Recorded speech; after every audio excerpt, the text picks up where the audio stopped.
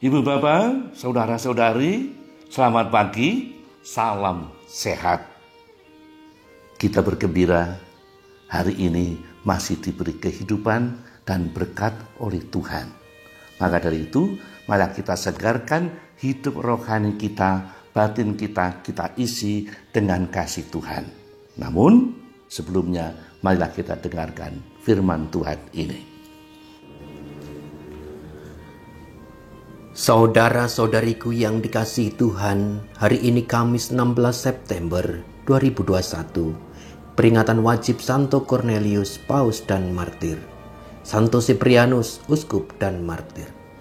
Kita akan mendengarkan Injil suci menurut Lukas bab 7 ayat 36 sampai dengan 50. Pada suatu ketika seorang Farisi mengundang Yesus makan di rumahnya. Yesus datang ke rumah orang Farisi itu, lalu duduk makan. Di kota itu ada seorang wanita yang terkenal sebagai orang berdosa. Ketika mendengar bahwa Yesus sedang makan di rumah orang Farisi itu, datanglah ia membawa buli-buli pualam berisi minyak wangi. Sambil menangis ia berdiri di belakang Yesus dekat kakinya, lalu membasahi kakinya dengan air matanya dan menyekanya dengan rambutnya. Kemudian ia mencium kaki Yesus dan meminyakinya dengan minyak wangi.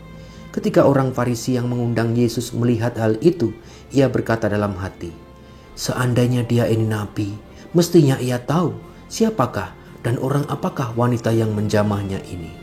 Mestinya ia tahu bahwa wanita ini adalah orang yang berdosa." Lalu Yesus berkata kepada orang Farisi itu, "Simon, ada yang hendak kukatakan kepadamu." Saud Simon, "Katakanlah, Guru." Ada dua orang yang berutang kepada seorang pelepas uang, yang seorang berutang 500 dinar, yang lain 50. Karena mereka tidak sanggup membayar, maka utang kedua orang itu dihapuskannya. Siapakah di antara mereka akan lebih mengasihi dia? Jawab Simon, "Aku sangka yang mendapat penghapusan utang lebih banyak." Kata Yesus kepadanya, "Betul pendapatmu itu." Dan sambil berpaling kepada wanita itu, Yesus berkata kepada Simon, "Engkau melihat wanita ini? Aku masuk ke dalam rumahmu, namun engkau tidak memberi aku air untuk membasuh kakiku. Tetapi wanita ini membasahi kakiku dengan air mata dan menyekanya dengan rambutnya. Engkau tidak mencium aku, tetapi sejak aku masuk, ia tiada henti-hentinya menciumi kakiku. Engkau tidak meminyaki kepalaku dengan minyak, tetapi dia meminyaki kakiku dengan minyak wangi. Sebab itu aku berkata kepadamu, dosanya yang banyak itu telah diampuni, karena ia telah banyak berbuat kasih. Tetapi orang yang sedikit diampuni, sedikit pula ia berbuat kasih." Lalu Yesus berkata kepada wanita itu, "Dosamu telah diampuni." Orang-orang yang makan bersama Yesus berpikir dalam hati, "Siapakah dia ini maka ia dapat mengampuni dosa?" Tetapi Yesus berkata kepada wanita itu, "Imanmu telah menyelamatkan dikau. Pergilah dengan selamat." Demikianlah sabda Tuhan. Terpujilah Kristus. Dosanya yang banyak telah diampuni karena ia telah banyak berbuat kasih. Saudara sekalian, itu dikatakan oleh Yesus. Kepada siapa? Kepada orang-orang di hadapan orang yang datang makan bersama. Tetapi itu keluar dari mulut Yesus karena ada seorang wanita pendosa yang bertobat. Di situ. Mari kita coba perhatikan sikap Yesus terhadap orang Farisi yang mengundang dan sikap Yesus terhadap wanita pendosa yang datang di tengah-tengah perjamuan makan itu dan mengurapi kaki Yesus. Saudara sekalian, ternyata Yesus itu tidak memuji tuan rumah, tapi malah ditegur, malah disadarkan, malah dinasihati. Mengapa? Karena si tuan rumah itu, katakanlah, dia tidak menjalankan apa yang semestinya dilakukan. tamu itu perlu mencuci kaki supaya sejuk, supaya segar, tapi itu tidak dilakukan.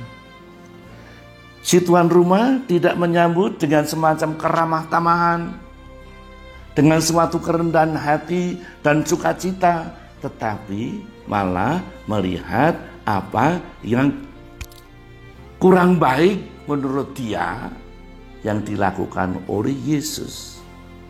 Ya. Dia juga malahan seolah-olah Farisi itu menasehati Yesus. Dengan demikian, si Farisi pengundang makan itu merasa lebih baik dari Yesus. Itu. Ya. Dan juga si Farisi itu yang mengundang itu, dia lebih mengutamakan melihat keburukan orang, melihat ketidakbaikan orang lain, lebih-lebih wanita pendosa itu. Wanita pendosa mestinya harus dijauhi. Dia jijik, tidak pantas untuk mendekati pada Yesus, lebih-lebih menyentuh kaki Yesus yang semacam itu. Ya. Jadi Yesus dilihat kekurangannya, ketidakpantasan Yesus. Yesus seolah-olah harus merubah diri, bertobat, supaya hidup seperti orang Farisi. Jadi, Farisi itu merasa atau menganggap dirinya suci, bersih, tanpa dosa, dan tidak perlu bertobat. Yesus yang harus bertobat. Nah, disitulah Yesus sedih. Maka lalu akhirnya itulah hati Yesus sebenarnya kasihan kepada orang Farisi itu.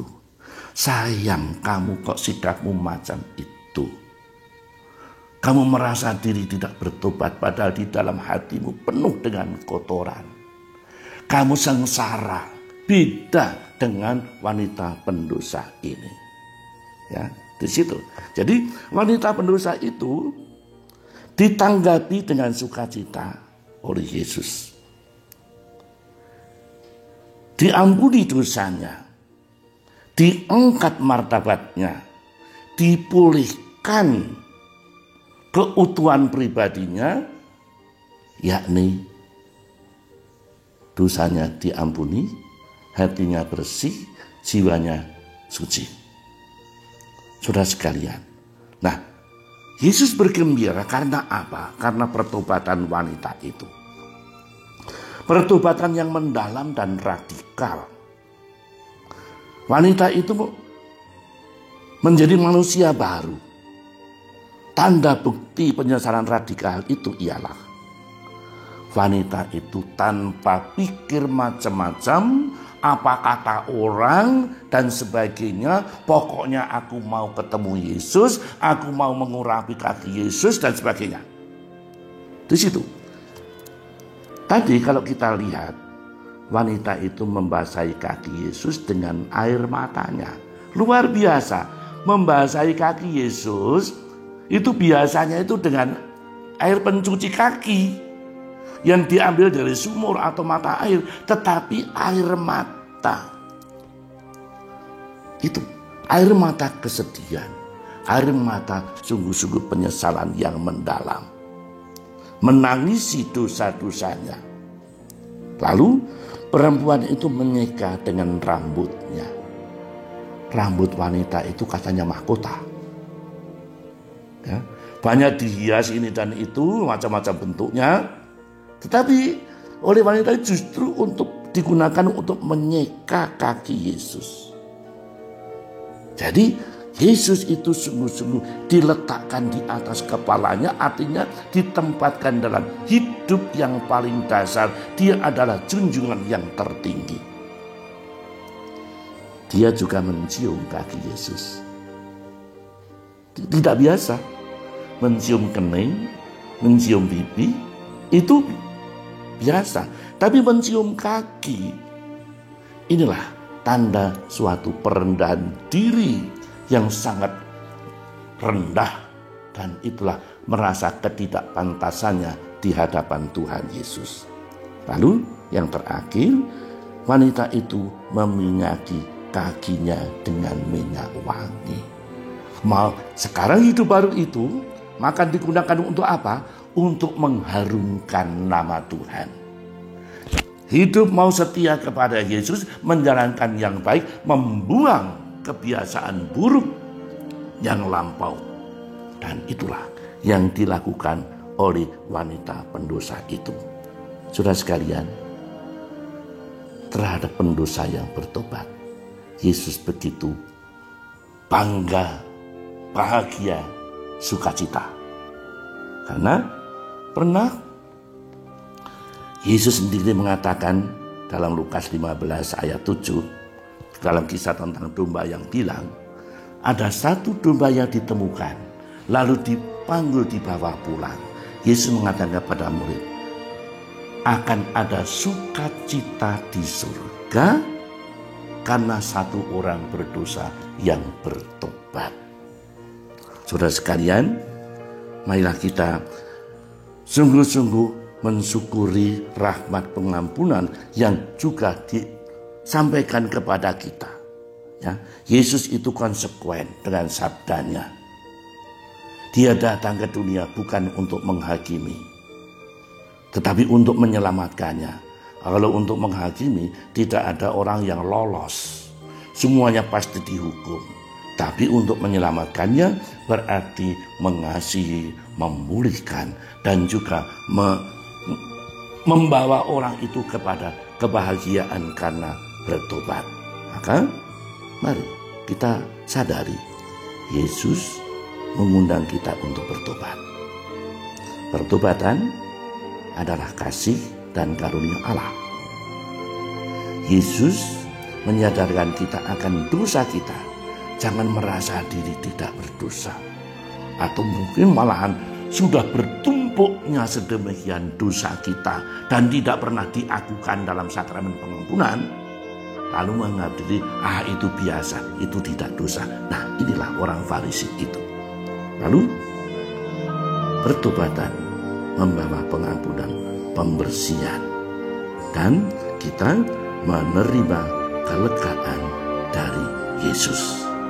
Mari kita gunakan kesempatan undangan Yesus yang penuh kasih dan simpati itu, bertobat supaya apa? Supaya ada sukacita di surga nanti, di mana kita akan masuk di dalamnya karena kasih Yesus. Terima kasih.